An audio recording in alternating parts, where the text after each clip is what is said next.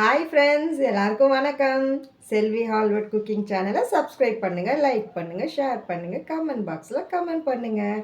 வாங்க இன்றைக்கி நம்ம பன்னீர் பட்டர் மசாலா எப்படி செய்யலான்றது பார்ப்போமா. இன்றைக்கி எனக்கு பர்த்டேக்கு விஷ் பண்ண எல்லாருக்குமே நன்றி. முடிஞ்ச அளவுக்கு எல்லாருமே எனக்கு சப்ஸ்கிரைப் பண்ணுங்கள். தேங்க்யூ. வாங்க வீடியோக்குள்ளே போகலாம்.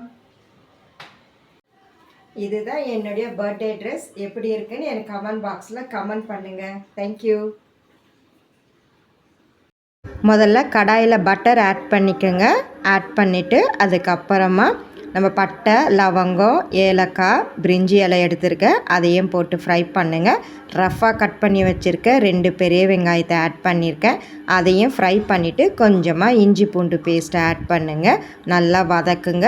அதுக்கப்புறமா 4 தக்காளி, பெரிய தக்காளியை கட் பண்ணி வச்சுருக்கேன், அதையும் போட்டு நல்லா வதக்குங்க. ஒரே ஒரு காஞ்ச மிளகாய் மட்டும் ஆட் பண்ணியிருக்கேன். நான் காஷ்மீர் மிளகாய் எடுத்திருக்கேன் நான் இன்றைக்கி. ஆட் பண்ணிவிட்டு அப்புறம் கொஞ்சமாக சுகர் ஆட் பண்ணணும்.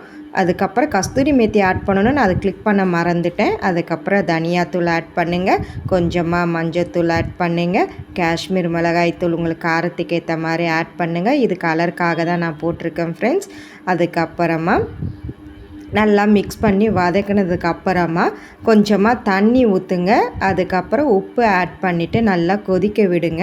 கொதிக்கிற டைம் கொஞ்சமாக கரம் மசாலா ஆட் பண்ணிக்கோங்க ஃப்ரெண்ட்ஸ். ஆட் பண்ணிவிட்டு நல்லா திக்கானோன்னு இறக்கி வச்சு ஆற வச்சுட்டு மிக்ஸி ஜாரில் போட்டுட்டு கொஞ்சமாக ஃப்ரெஷ் க்ரீம் ஆட் பண்ணுங்கள். ஆட் பண்ணிவிட்டு நல்லா கிரைண்ட் பண்ணிவிட்டு மறுபடியும் அதே கடாயில் கிரைண்ட் பண்ணதை ஊற்றி கொதிக்க விடுங்க. உப்பு பத்தலைன்னா உப்பு போட்டுக்கோங்க. அதுக்கப்புறம் கட் பண்ணி வச்ச பன்னீரை ஆட் பண்ணிவிட்டு கொதி வந்தோடனே இறக்கி வச்சுடுங்க ஃப்ரெண்ட்ஸ். கொஞ்சமாக மேலே பட்டர் ஆட் பண்ணிவிடுங்க. ரெடி ஆயிடுச்சு.